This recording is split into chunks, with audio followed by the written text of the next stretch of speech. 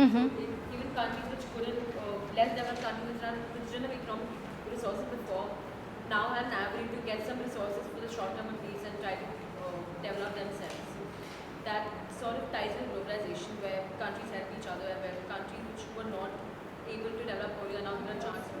Like a country with domestic economic policy was made to fit within the international framework and better economic ties amongst countries and whatever would contribute to the principles of the free market economy. It came up with a neoliberal approach to development. As I had told you that the free trade practice under international economic system, free trade never benefited all. It benefited the industrially developed countries. Okay. And it couldn't have benefited the other nations or the developing and underdeveloped nations unless and until they come to a particular level of economic development. So, that particular level of economic development cannot happen on their own accord or on basis of their own effort. So, the effort has to be extended or has to be the help has to be extended from the countries of north. So, in order to bring about or in order to give that extra push. So, the neoliberal movement, neoliberal approach or the market friendly approach, which the formula which emerged from IMF as well as from the World Bank, it is popularly known as structural adjustment program and macroeconomic stabilization program.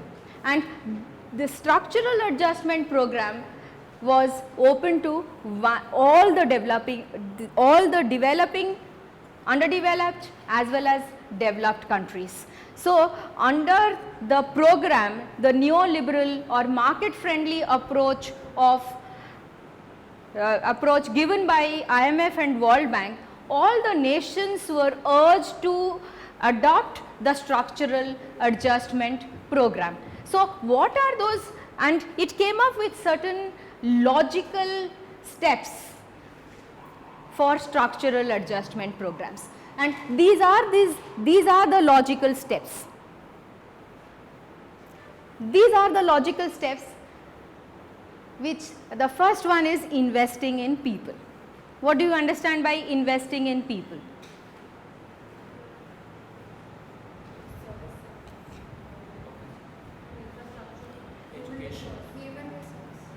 Human resource. There cannot be development without looking into the development of the human resources. And the market, I must tell you this, the genesis of market friendly approach or neoliberal approach can go back to the economic thinking, economic thought of John Keynes, who said that the state should not do something which all others are already doing. State should do only those things which others are not in a position to do. Okay. So, it is the function of the state to invest in people. It's the function, no one can bring about human resource development. It is the state responsibility and it is the competence of the state to bring about development of all. Okay. So, if the state has to do that, then state has to dissociate from certain sectors. Am I clear? So, state should not do something which others are already doing, and that too others are already doing successfully, okay, other actors. So, state should only concentrate on two areas, what the John Keynes the John Keynes school of economic thought pointed out, that the state rests on two pillars, the development rests on two pillars, education and health. And when we talk of education, it has to be primary education, which will be the basis of basis from which development will forge ahead. And when we talk of health, it should be primary health care system rather than preventive health care system, rather than curative health care system. Primary and preventive health care system rather than curative health care system. And so, if that is done, then the state would have invested a lot on human resource development. So, the state will bring about development by empowering the people with, arming the people with requisite skills for economic activity. Did you understand? So, this is the first point, and so the first logical step which World Bank provided is that it is a state responsibility to invest, and if state responsibility to invest, the state must dissociate from certain sectors, and state must concentrate and absolutely concentrate in those sectors. And then the next logical step is, after you arm the people with requisite skills for economic activities, then you must provide them with employment. And one cannot provide employment unless and until there is more industrialization. And that industrialization will happen, or there would be more economic growth of economy only when you open the domestic economy to competition. So, the next logical step was that the governments must give up their protectionist policy and open the domestic economy to competition, so that competition will breed efficiency, because it has been proven beyond doubt that lack of competition always leads to complacency, or rather has led to complacency and also led to public sector undertakings languishing under debt burden, and they most of them turned into loss making units. So, the next logical step was that the government should aim to establish efficiency or efficient domestic economy. That can only happen with the help of competition. Competition can happen only when you remove the protectionist policies and undue or unjust tariff barrier. And competition also cannot happen without bringing the industries, or without infusing the industries with latest technology. So, the industries who had been there for a long time under a protectionist policy, under the patronizing policy of the government, cannot possibly compete with the private sector unless and until they adopt new technology. So, where do you get the new technology? New technology can be acquired only by integrating the domestic economy with international economy, or only by opening up the border.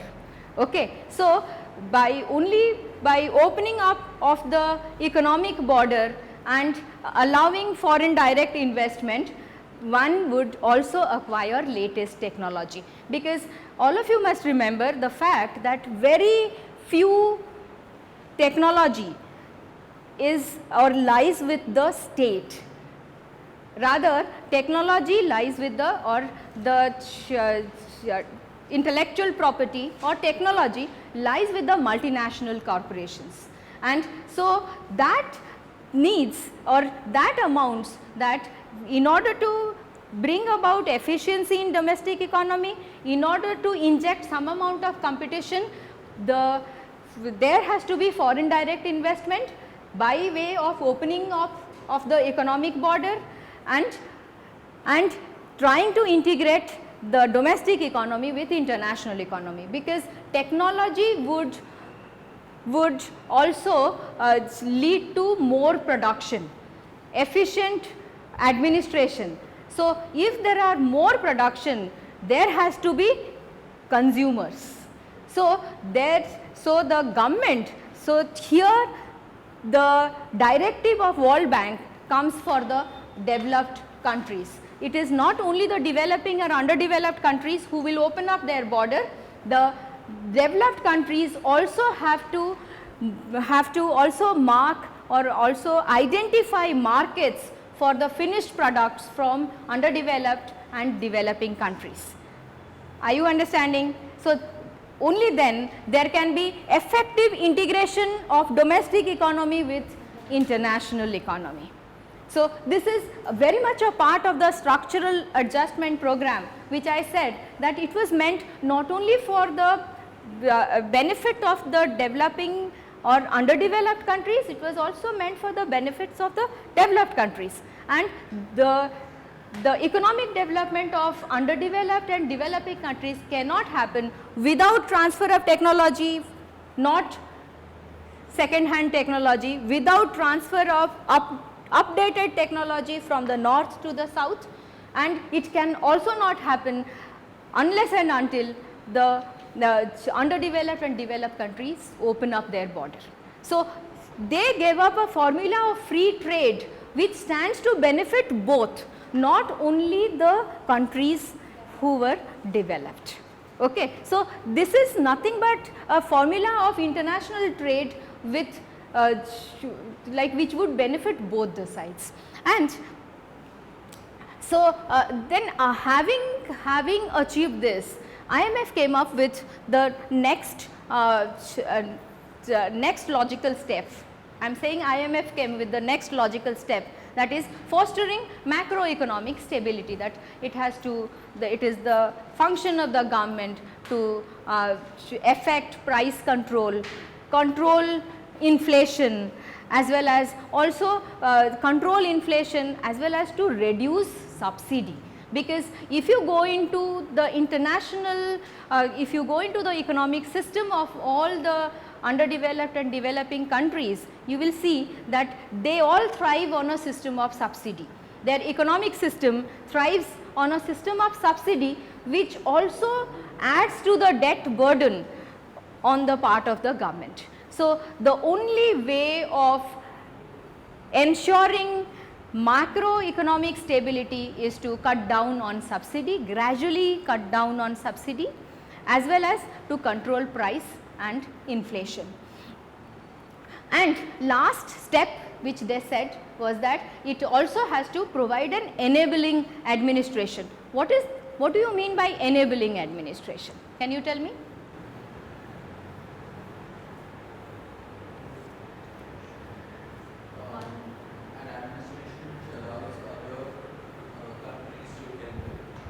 Okay. It doesn't feel as if sovereignty is being interfered with every time some country tries to intervene in its internal affairs.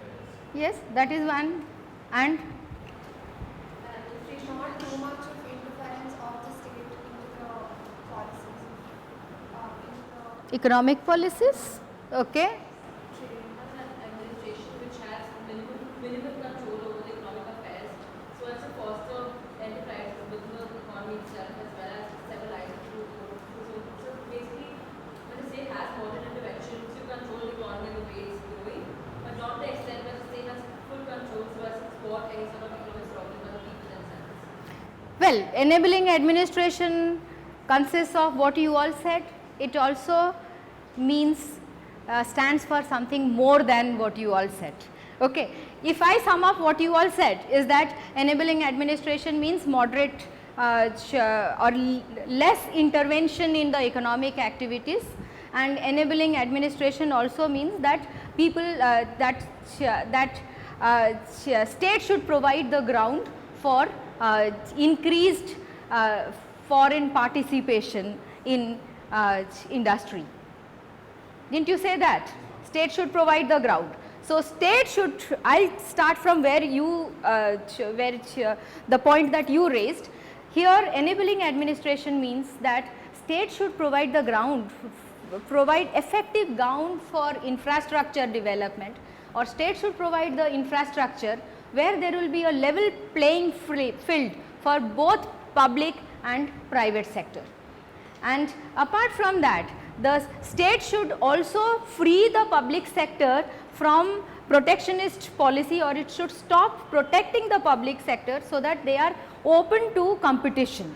And at the same time, state enabling administration also means that it has to be more service oriented. It came up with a